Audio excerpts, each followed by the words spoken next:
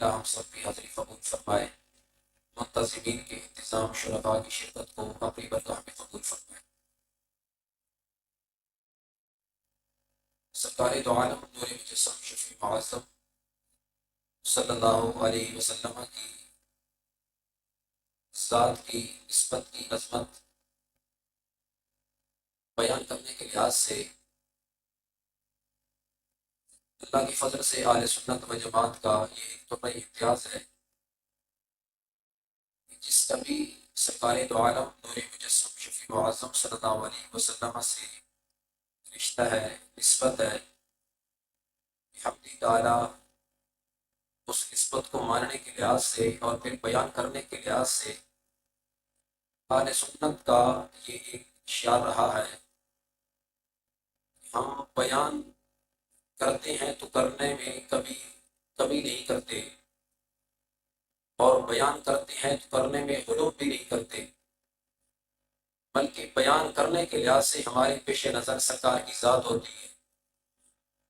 کہ ہم نے جس کو بھی مانا سرکار کی ذات کی وجہ سے مانا ہے۔ اور پھر عظمت آل بیت اطہار رضی اللہ تعالی عنہ وہ آسمانی ایسا تحفہ ہے، اور یہ ملتا بھی ان منتخب شدہ لوگوں کو ہے کہ جن کو اللہ کی برگاہ سے منتخب کیا جاتا ہے، اور ان کی سینوں میں اہل بیت کی محبت موجزان ہوتی ہے، اور پھر جس کے سینے میں اہل بیت کی محبت موجزان ہو جائے اس کی دنیا بھی سنور جاتی ہے، اس کی آخرت بھی سنور جاتی ہے۔ عظمت سیدہ کائنات سیدہ طیبہ طاہرہ سیدہ خاتون جنت سیدہ فاطمہ الزہرا رضی اللہ تعالی عنہا، حمدی تعالی آپ نے پہلے ہمارے فاضل ماشاءاللہ خوبصورت گفتگو فرما رہے تھے، آپ نے سماعت فرمائی۔ اللہ کے فضل سے آل بیت اطہار رضی اللہ تعالیٰ عنہ کی جو محبت ہمیں پڑھائی گئی، سکھائی گئی، بلکہ ہمیں گٹی بھی پلائی گئی۔ سیدنا مجدد الفی ثانی شیخ احمد سندی فاروقی علیہ رحمہ مکتوبات شریف میں لکھتے ہیں کہ میرے والد گرامی اکثر مجھے آل بیت کی محبت کا درس دیتے کہ آل بیت سے پیار کرو، آل بیت سے عشق کرو، اور ان مقدس نفوس سے الفت کرو، اور ان سے مودت رکھو۔ مجدد پاک فرماتے ہیں کہ جہاں میرے ابا جان دیگر فوائد بیان کرتے، ان فوائد میں سے ایک فائدہ یہ بھی بیان کرتے کہ جس کے سینے میں اہل بیت کی محبت موجزان ہو جائے وہ دنیا سے جاتا ہے تو ایمان کی حالت میں جاتا ہے، اس کا جب بھی خاتمہ ہوتا ہے تو خاتمہ ایمان پہ ہوتا ہے۔ تو مجدد پاک نے مکتوبات شریف میں اہل بیت کی محبت بیان کرنے کے لحاظ سے یہ ہمیں ایک درس دیا کہ اہل بیت سے محبت صرف جو کرے گا وہ سنی ہی کرے گا، اور پھر اہل بیت کی محبت کو انہوں نے شرط لکھا کہ یہ اہل سنت کی شرط ہے کہ جو سنی ہو وہ اہل بیت سے پیار نہ کرے، یہ ہو نہیں سکتا، اور جو سنی نہ ہو وہ اہل بیت سے پیار نہیں کر سکتا۔ یعنی آج کا ماحول اگر ہم دیکھیں، محرم شریف کا مہینہ گزرا ہے، اور اس مہینے میں اپنی طرف سے کئی حضرات نے اہل بیت کی محبت کا دم بھی بھرا، نعرہ بھی لگایا، دعویٰ بھی کیا، اور ہم کئی ایسے ہمارے ماحول کے سادہ سنی بھائی ہیں وہ یہ کہنے پر یا آگے بتانے پر اپنے آپ کو بڑا مصر بھی اور مزید بھی ہوتے ہیں کہ جی اہل بیت سے تو وہ پیار کرتے ہیں، چونکہ ان کا پیار دیکھیں ہم کہتے ہیں کہ وہ اہل بیت کے محب نہیں بلکہ سنی ہی اہل بیت کا محب ہے، اور سنی ہی اہل بیت سے وہ محبت کرتا ہے جو محبت کرنے کا ہمیں درس دیا گیا۔ اور پھر سیدہ خاتون جنت رضی اللہ تعالی عنہا کی عظمت و شان دیکھیں، میرے آقا علیہ السلام کی لخت جگر کیا شان ہے اس خاتون جنت رضی اللہ عنہا کی مقدس ہستی کی۔ میرے مولا علیہ السلام بھی تشریف فرما تھے، سیدہ خاتون جنت رضی اللہ تعالی عنہا بھی تشریف فرما تھی، سیدہ پاک رضی اللہ تعالی عنہا کے دونوں شہزادے حسن و حسین رضی اللہ تعالی عنہما یہ بھی تشریف فرما تھے۔ گھر کا ماحول ہے، اب اندازہ لگائیے گھر میں بھی میری محبوب علیہ السلام کی لخت جگر جب تشریف فرما ہوتی تو کس قدر نوازشات ہو رہی ہوتی، رب کے انوار و تجلیات کی برسات ہو رہی ہوتی۔ تشریف فرما تھی، میرے آقا علیہ السلام بھی تشریف فرما تھے، دونوں شہزادے جب کشتی کر رہے تھے، حسن و حسین آپس میں دونوں بھائی، میرے محبوب علیہ السلام فرماتے ہیں حیا حسن، حیا حسن، بلے حسن، شاباش حسن۔ سیدہ خاتون جنت رضی اللہ تعالی عنہا اپنی آنکھوں سے منظر دیکھ رہی تھی کہ میرے ابا جان امام حسن مجتبیٰ کو، میرے شہزادے کو، میرے لخت جگر کو داد دے رہے ہیں۔ تو تھوڑی دیر کے بعد بولی، کہنے لگی ابا جان حسن عمر میں بھی بڑے ہیں، ظاہر ہے کہ جب عمر میں بڑے ہیں تو تجربہ بھی زیادہ ہے۔ میرے آقا صلی اللہ علیہ وسلم حسین، امام حسین عمر میں چھوٹے ہیں، تجربہ بھی تھوڑا ہے۔ آپ اگر داد دیں تو دونوں کو دیں، آپ صرف داد پیش کر رہے ہیں، داد دے رہے ہیں تو بڑے بھائی کو دے رہے ہیں۔ جب یہ جملہ فرمایا تو میرے آقا علیہ السلام نے کیا فرمایا؟ فرمانے لگے انی ارا ما لا ترون انی اسمع ما لا تسمعون۔ اے میری بیٹی فاطمہ رضی اللہ تعالی عنہا، میں اگرچہ بیٹھا تمہارے سامنے ہوں مگر میں فرش زمین پہ بیٹھ کے عرش بری کو دیکھ سکتا ہوں، فرش زمین پہ بیٹھ کے عرش بری سے اوپر کی خبریں میں کانوں سے سنتا ہوں، تم تک پہنچاتا ہوں۔ فرمایا کہ اے میری بیٹی فاطمہ، جو میں دیکھ رہا ہوں وہ آپ نہیں دیکھ رہی۔ پھر ساتھ ہی میرے آقا علیہ السلام نے خود ارشاد فرمایا، فرمایا اے فاطمہ میں حسن کو داد دے رہا ہوں، حیا حسن، مگر عرش سے رب نے جبریل کو بھیجا ہے، جو عرش آئے ہیں اور وہاں یہاں جو کشتی ہو رہی ہے یہاں کھڑے ہو کر میں کہتا ہوں حیا حسن، جبریل کہتے ہیں حیا حسین، میں کہتا ہوں بلے حسن، شاباش حسن، جبریل کہتے ہیں شاباش حسین، کیا بات حسین۔ سیدہ پاک رضی اللہ عنہ کی ذات وہ ہے کہ جن کے شہزادے اگر گھر میں تفریح کے لیے، خوش مزاجی کے لیے اگر کشتی کریں تو ان کو داد دینے کے لیے نوریوں کے سردار جبریل خود تشریف لاتے ہیں۔ یہ کسی اور کے گھر کی شان نہیں، یہ شان ہے تو سیدہ خاتون جنت رضی اللہ تعالیٰ عنہ کے گھر کی شان ہے۔ پھر دوسرا مقام دیکھیے، جب میرے آقا علیہ السلام نے حضرت سیدنا ابو ذر غفاری رضی اللہ تعالیٰ عنہ کو بھیجا کہ جاؤ مولا علی رضی اللہ عنہ کو بلا لاؤ، تشریف لائے، دروازے میں دستک دی، اندر سے جب آواز نہ آئی تو دروازے سے دیکھا کہ چکی کے چلنے کی آواز آ رہی ہے، مگر اندر سے مجھے میرے دستک دینے پر آواز نہیں آ رہی۔ جب دیکھا گیا پردے کے پیچھے رہ کر چکی چل رہی ہے، چلانے والا کوئی نظر نہیں آ رہا، بڑے حیران ہوئے کہ آج تک کائنات میں ایسا کبھی بھی نہیں ہوا کہ چکی چلے بغیر چلانے والے کے چلے، پھر اس میں دانے بھی خود بخود جو وہ ڈالے جا رہے ہوں۔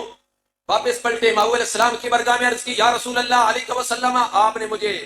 سیدنا علی المرتضیٰ مشکل کشا شیر خدا رضی اللہ عنہ کے گھر بھیجا تھا۔ محبوب وہاں میں نے ایک عجیب منظر دیکھا۔ سرکار نے پوچھا کیا منظر؟ عرض کی، یا رسول اللہ علیہ وسلم، منظر یہ تھا، میں جب گھر گیا دروازے پہ دستک دی، مجھے آگے سے جواب نہ ملا تو میں نے پردے سے پیچھے ہو کر دیکھا، چکی چل رہی تھی، چلانے والا نظر نہیں آیا، دانے اس میں ڈالے جا رہے تھے مگر کوئی ڈالنے والا نظر نہیں آیا۔ میرے آقا علیہ السلام نے فرمایا کہ اے ابو ذر غفاری، یہ گھر میری بیٹی فاطمہ رضی اللہ تعالیٰ عنہ کا گھر ہے اور میرے داماد میرے بھائی مولا علی رضی اللہ عنہ کا گھر ہے، اور جو چکی چل رہی تھی اللہ نے آسمان سے فرشتوں کو بھیجا تھا جو آ کر چکی بھی چلا رہے تھے، دانے بھی ڈال رہے تھے، اور فرمایا کہ ان کی ڈیوٹی ہے، یہ صرف اور صرف میری فاطمہ میری لگتے جگر کے گھر کی خدمت کرتے ہیں، ان کی خدمت کے لیے مامور ہیں۔ اب یہ شان کسی اور کی نہیں، یہ شان ہے تو سیدہ خاتون جنت رضی اللہ عنہ کی شان ہے۔ اور پھر یہ شان جب بیان کی جائے تو سنی زبان ہی بیان کر سکتی ہے، اور پھر سن کر جو سینہ خوشی سے مچل سکتا ہے وہ سنی کا سینہ ہی مچل سکتا ہے، اور اگر یہ سن کر کسی کا چہرہ کھل سکتا ہے تو وہ صرف سنی کا چہرہ ہی کھل سکتا ہے۔ باقی وہ جو بھی الا بلا ہو آپ ان کو دیکھیں، یہ عظمت شان تو بیان ہی نہیں کی جاتی۔ اب یہ شان کم ہے کہ جن کی خدمت پہ معمور رب نے فرشتوں کو کیا ہو، اس سے بڑی اور شان کیا ہو سکتی ہے مخلوق میں؟ اگر اس سے معاذ اللہ کوئی اب بڑھے گا وہ محبت اہل بیت نہیں، معاذ اللہ وہ قیامت کے دن اللہ کی برگاہ میں محبت اس کے گلے کا توق بن سکتا ہے۔ مگر اے سنی تمہیں مبارک ہو، تم جب اہل بیت کی محبت، اہل بیت کی شان، اہل بیت کی عظمت بیان کرتے ہو،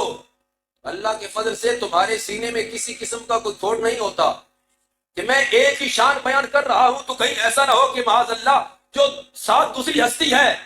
کہیں اس کی کم نہ ہو جائے. نہیں، اگر سینہ سنی کا ہو تو وہاں اللہ کے فضل سے وسعت ہی وسعت ہے، وہاں کجی نہیں، وہاں اللہ کے فضل سے سرکار کی خاص نظر عنایت سے سنی کو یہ توفیق ملی ہے کہ رب نے سنی کے سینے کو اتنا اعزاز بخشا ہے کہ سنی ایک سانس میں آل بیت کا نعرہ لگاتا ہے تو دوسری سانس میں سرکار کے صاحب کا نعرہ لگاتا ہے.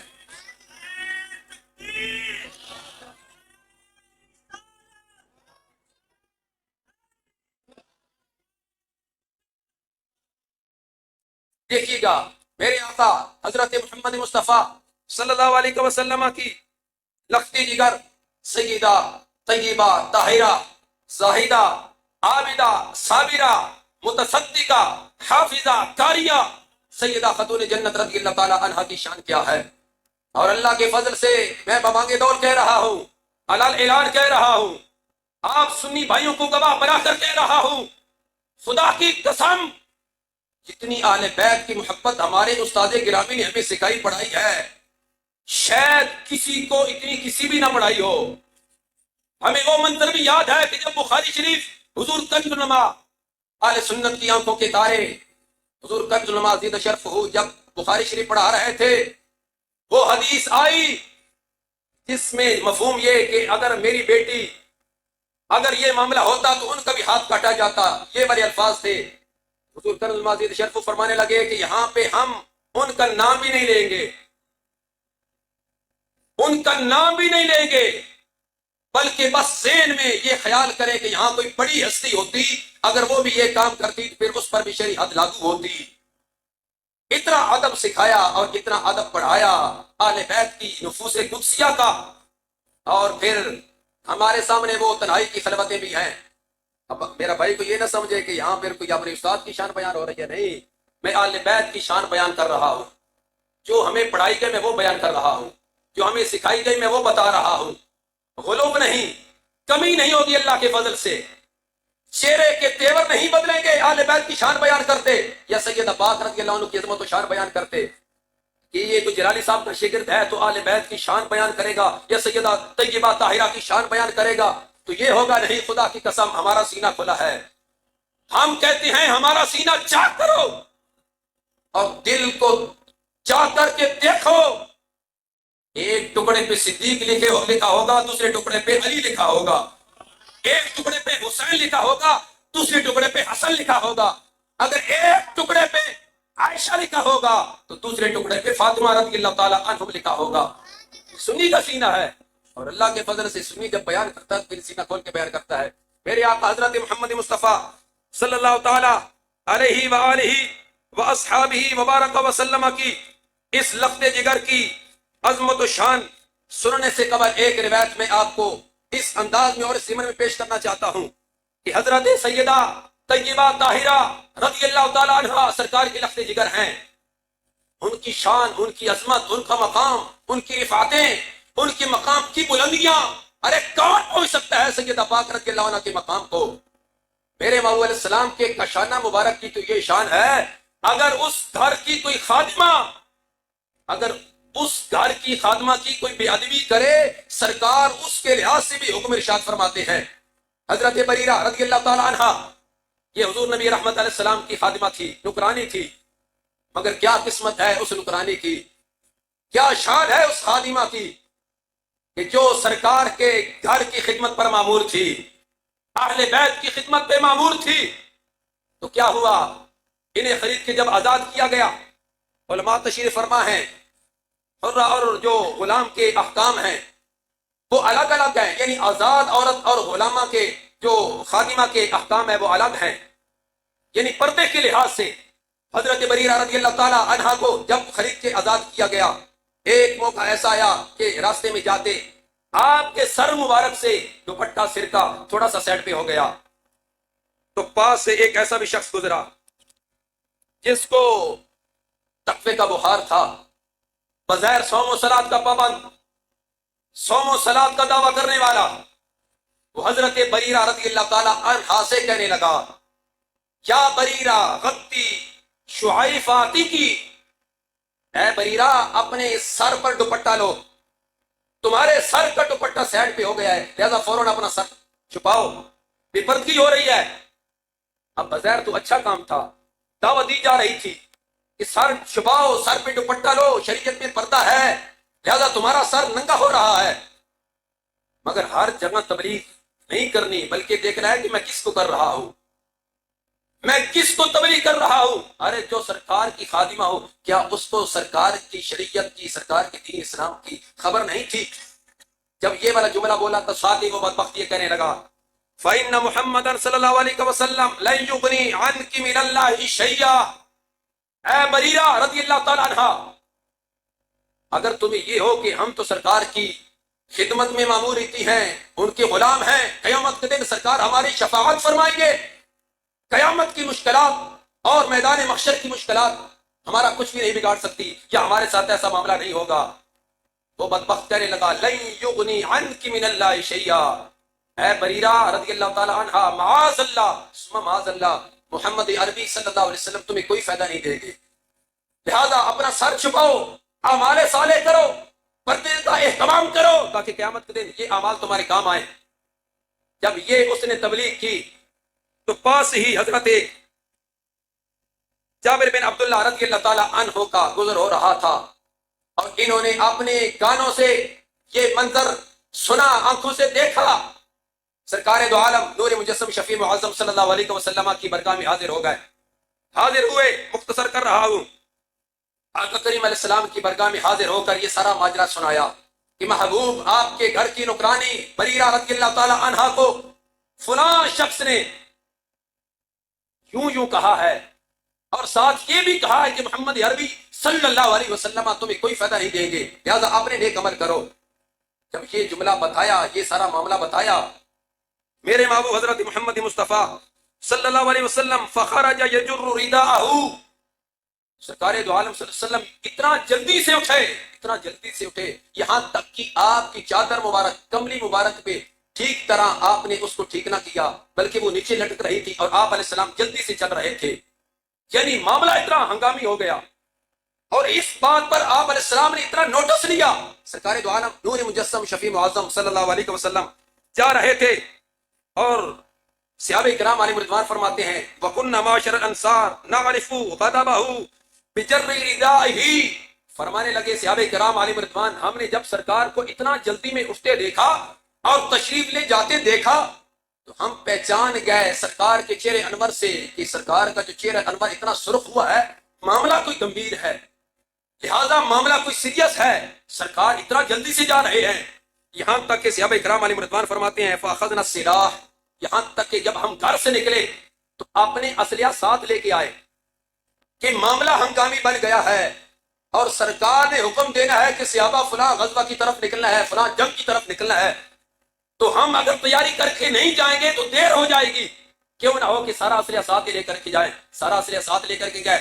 محبوب علیہ السلام کی برگاہ میں حاضر ہوئے، کہنے لگے مرنا بما شئتا یا رسول اللہ علیہ وسلم والذی بعثک بالحق نبیا لو امرتنا،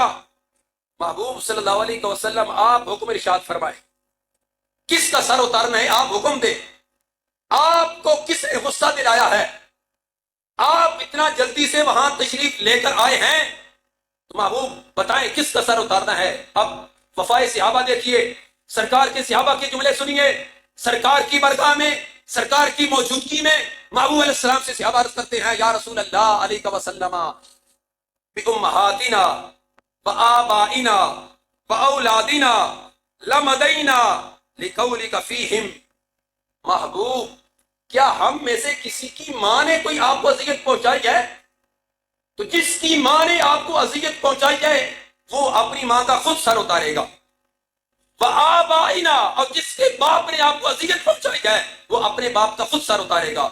وأولادنا، اور جس کی اولاد میں سے کسی نے آپ کی ذات کو اذیت پہنچائی ہے محبوب وہ اپنی اولاد کا سر خود اتارے گا۔ اب یہ صحابہ کس پس منظر میں اور کیوں کہہ رہے تھے؟ اس لیے کہ ایک بدبخت نے سرکار کی غلامہ کی، سرکار کی خادمہ کی بغیر تبلیغ کر کے دل آزاری کی تھی، اور محبوب علیہ السلام کو اس پر اتنا جو ایک جلال آیا، اور سرکار دو عالم علیہ وسلم نے اس کے لحاظ سے جب یہ سارا معاملہ ہوا تو آگے پھر میرے محبوب علیہ السلام صعید المنبر، محبوب علیہ السلام ممبر پہ تشریف فرما ہوئے، حمد اللہ واسنا علیہ، سرکار نے خطبہ دیا، اور اس کے بعد میرے محبوب علیہ السلام نے جو جملے ارشاد فرمایا سنیے گا، پھر سن کے اپنے عقیدے پہ اشش کیجیے گا، اپنے عقیدے پہ ناز کیجیے گا۔ کیا شان ہے سنی تیرے عقیدے کی، تو سرکار کی جگر کی جو ٹکڑے ہیں ان کی شان تو وراء الورا ہے،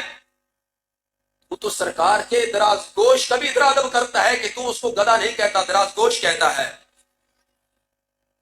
محبوب علیہ السلام فرمانے لگے من انا، صحابہ بتاؤ میں کون ہوں؟ قلنا انت رسول اللہ صلی اللہ علیہ وسلم، صحابہ فرماتے ہم نے کہا یا محبوب آپ اللہ کے رسول ہیں۔ محبوب علیہ السلام نے فرمایا نعم، ہاں میں اللہ کا رسول ہوں، لیکن من انا، لیکن بتاؤ میں کون ہوں؟ بظاہر سوال جب محبوب علیہ السلام نے کیا تو صحابہ کرام اس پر خاموش ہو گئے۔ پھر میرے محبوب علیہ السلام نے خود ارشاد فرمایا، فرمانے لگے انا محمد بن عبد اللہ بن عبد المطلب، فرمایا میں محمد ہوں، عبداللہ کا بیٹا ہوں، عبد المطلب کا پوتا ہوں۔ اور یہاں سرکار نے پھر اپنے شجر نسب کو بیان کیا، اپنے اہل بیت کی شان کو بیان کیا۔ میرے محبوب علیہ السلام فرمانے لگے ما بال اقوام یزعمون ان قرابتی لا تنفع، اس قوم کا کیا حال ہے جو میری قرابت، میرے رشتہ داروں کے بارے میں کہتے ہیں لا تنفع، کہ میں ان کو کوئی نفع نہیں دوں گا، کہ میں ان کی شفاعت نہیں کروں گا، قیامت کے دن ان کا سفارشی نہیں بنوں گا۔ میرے محبوب علیہ السلام فرمانے لگے ما بال اقوام یزعمون،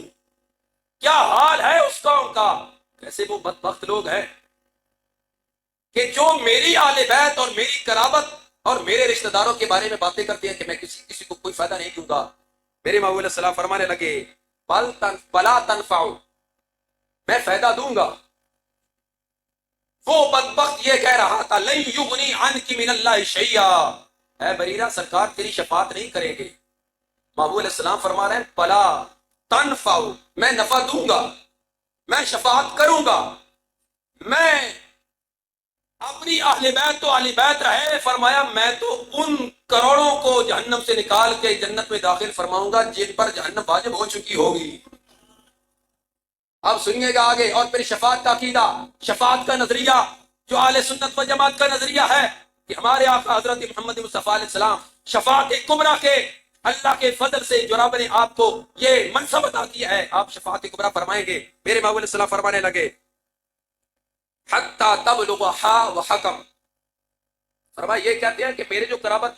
والے ہیں، رشتہ دار ہیں، جو میرے گھر والے ہیں، میں ان کو نفع نہیں دوں گا۔ فرمایا میرا نفع، میری شفاعت تو یہاں تک چلے گی حتی تبلغ حا و حکم، فرمایا جو میرا سلسلہ شجر نسب ہے یہ چلتا ہوا جہاں سے چلا ہے، فرمایا ہا و حکم کا جو قبیلے ہیں ان سے میرا شجر نسب چلا ہے، فرمایا میری شفاعت ان کو بھی پہنچے گی۔ جن پشتوں سے ہوتا ہوا جن ریموں تک میرا نور پہنچا ہے، فرمایا ان میں سے میں ہر اپنے باپ کی اجداد میں سے اپنے جد کی میں شفاعت کروں گا، اور رب میری شفاعت قبول کر کے اس کو جنت عطا فرمائے گا۔ اب اس سے آگے میرے محبوب علیہ السلام نے جو جملہ ارشاد فرمایا بڑا سننے والا ہے، بڑا لذیذ ہے۔ میرے محبوب علیہ السلام فرمانے لگے انی لاشفع، میں شفاعت کروں گا،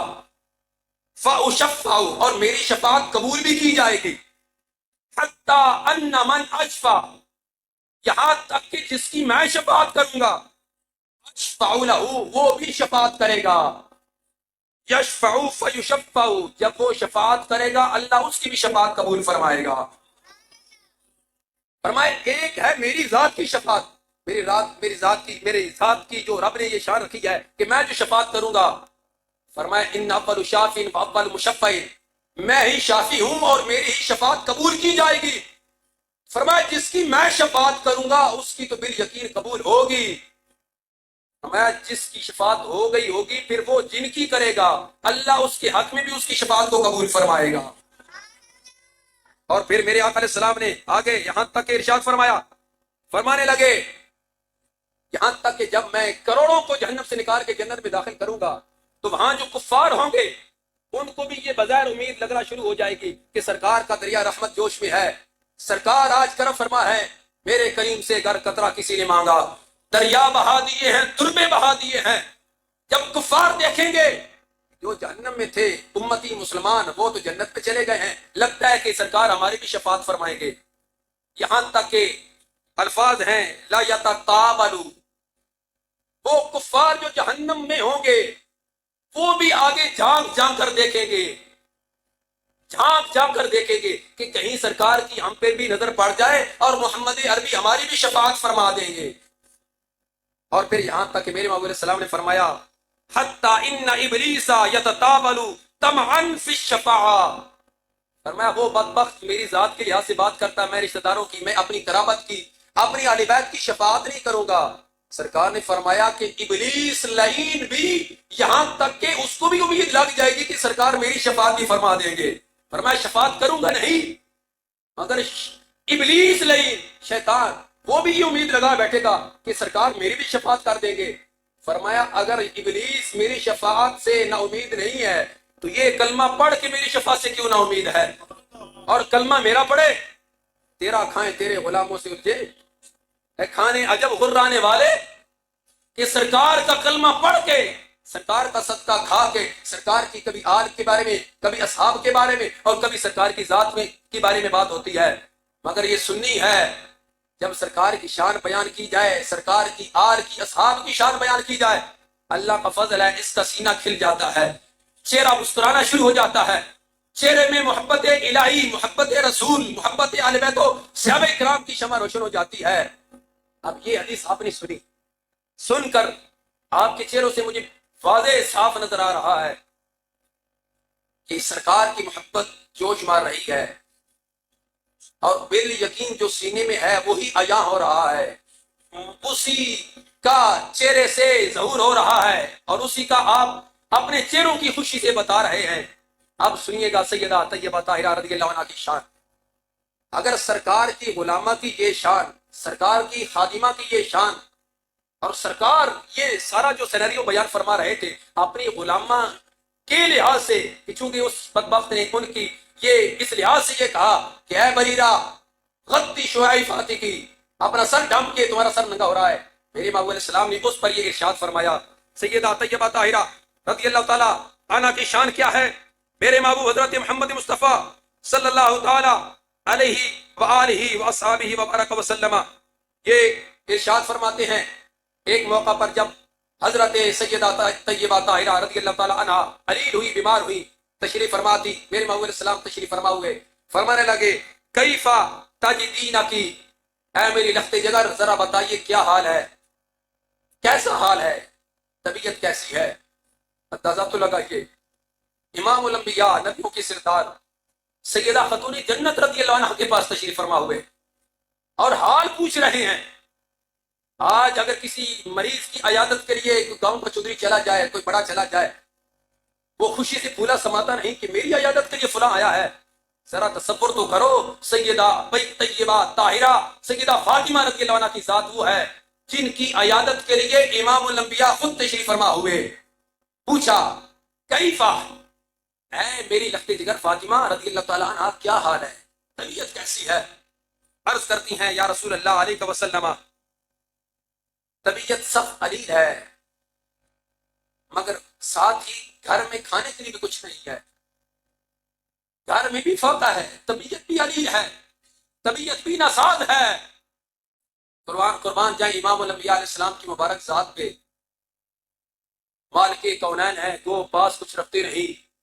دو جہاں کی نعمتیں ان کے خالی ہاتھ میں، جو دونوں جہاں کے خزانوں کے مالک، کیا وہ اپنی لخت جگر سیدہ طیبہ طاہرہ رضی اللہ تعالی عنہا کو جنت کا کھانا منگوا کے نہیں دے سکتے تھے؟ ارے جس گھر کی خدمت کے لیے فرشتے معمور تھے، کیا جنت سے تیار شدہ کھانا نہیں آ سکتا تھا؟ پھر یقین آ سکتا تھا، مگر میرے محبوب علیہ السلام قیامت تک اپنی امت کو دیکھ رہے تھے، اور قیامت تک اپنی امت کی جو نادار بچیاں ہیں ان کو بھی دیکھ رہے تھے، جو غریب سرکار کی امتیہ،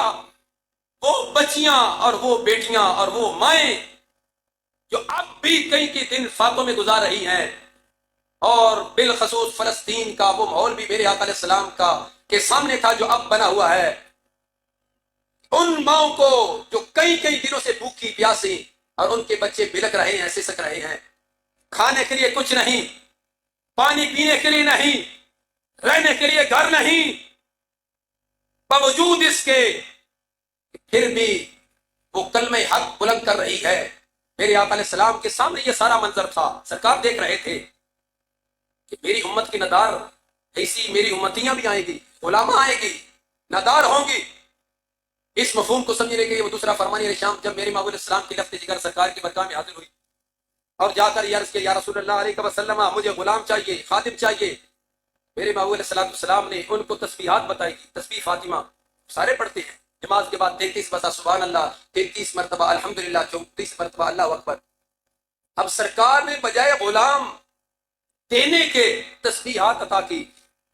اب اس میں محدثین فرماتے ہیں چونکہ سرکار ساری امت کو دیکھ رہے تھے کہ غلام بھی آئیں گے، نادار بھی آئیں گے، غریب بھی آئیں گے، فقیر بھی آئیں گے، جن کے گھر میں ایک وقت کا کھانا ان کے پاس نہیں ہوگا۔ سرکار نے ساری امت کی کرم نوازی کرتے ہوئے ان پر یہ رحم فرمایا۔ جب میرے محبوب علیہ السلام نے پوچھا، اے میری بیٹی کیا حال ہے؟ عرض کی، محبوب یا رسول اللہ علیہ وسلم طبیعت ناساز ہے اور ساتھ ہی پھر گھر میں کھانے کے لیے کچھ نہیں ہے۔ میرے محبوب علیہ السلام فرمانے لگے، یا بنیا اما تردینا ان تکونی سیدۃ نساء العالمین، اے میری بیٹی کیا آپ اس بات پہ راضی نہیں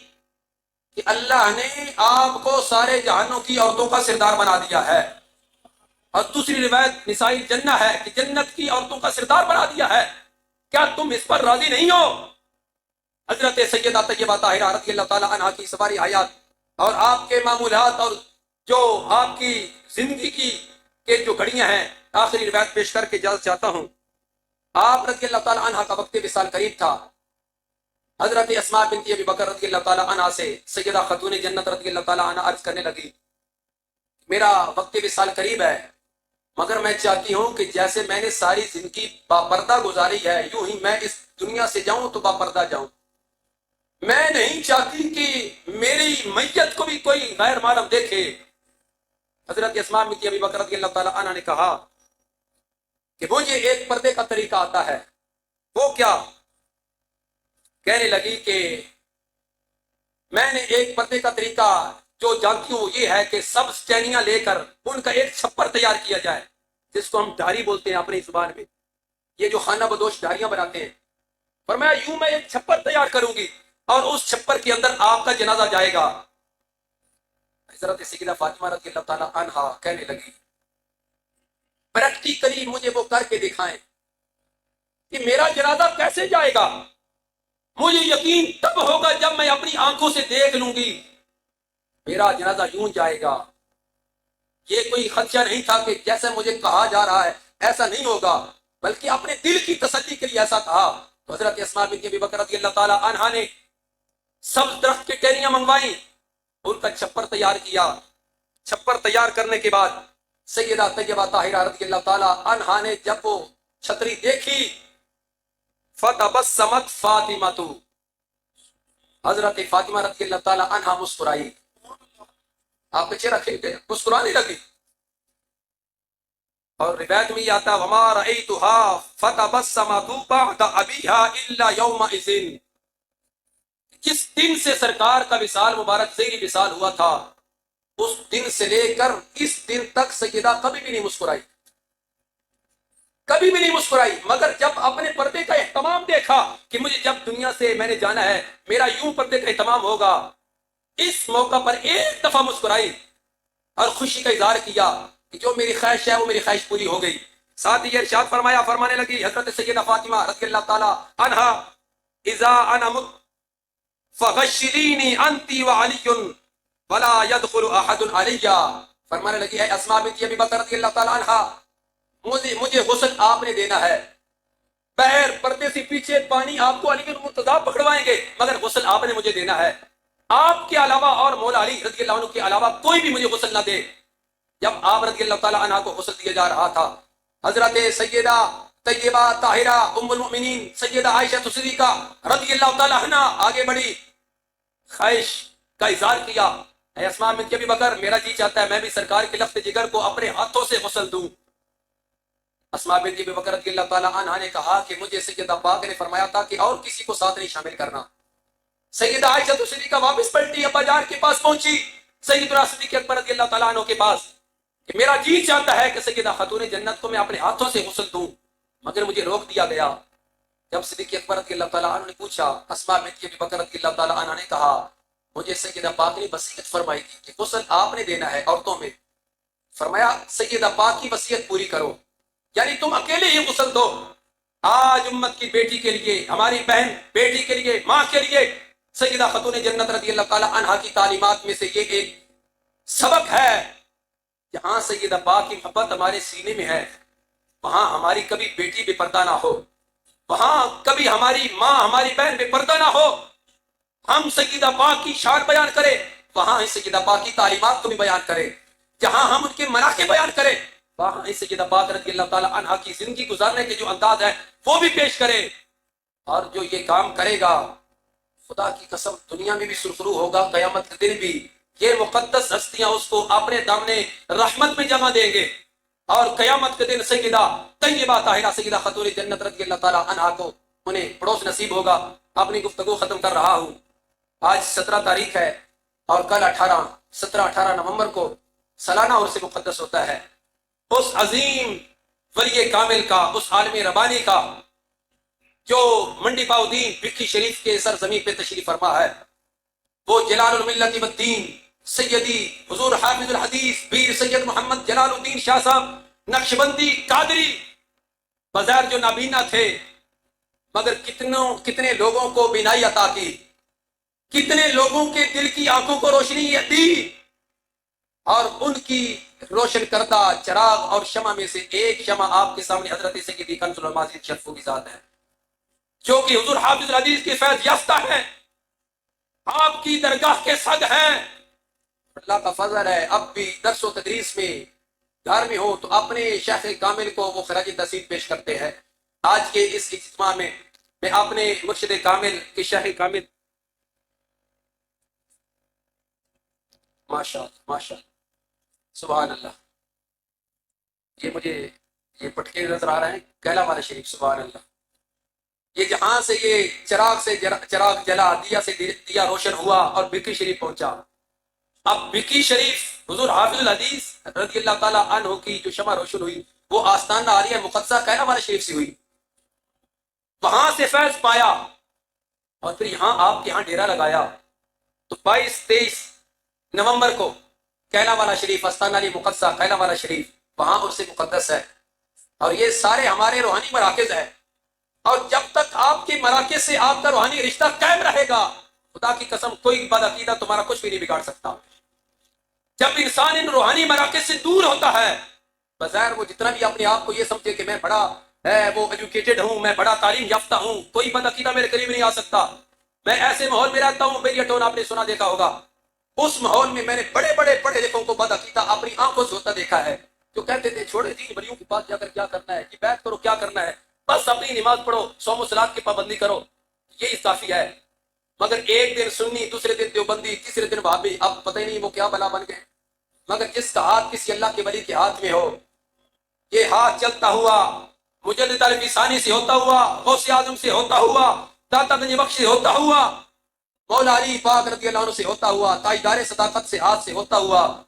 سرکار دو عالم علیہ وسلم کی برگاہ تک پہنچتا ہے۔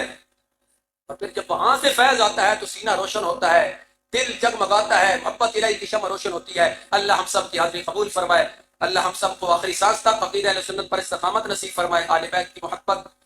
میں زندہ رہنا تو نصیب فرمائے۔ اور میں آپ بھائیوں سے گزارش کروں گا کہ آپ اپنی عبادات میں، نمازوں میں، خلوتوں میں، جلوتوں میں ہم سب کے اہل سنت کی آنکھوں کی ٹھنڈک، عقائد اہل سنت کے محافظ حضور سیدی کنز العلماء مفتی ڈاکٹر محمد اشرف آصف جلالی دامت برکاتہ القدسیہ آپ کے لیے دعا کیجیے، اللہ انہیں صحت نصیب فرمائے، کیونکہ آپ علیل ہیں۔ اللہ میرا اپنے پیارے محبوب علیہ السلام کے صدقے حضور سیدی کنز العلماء کو شفاء کاملہ عاجلہ نصیب فرمائے، اللہ ان کا سایہ آل سنت پر دراز فرمائے، وما توفیقی الا باللہ۔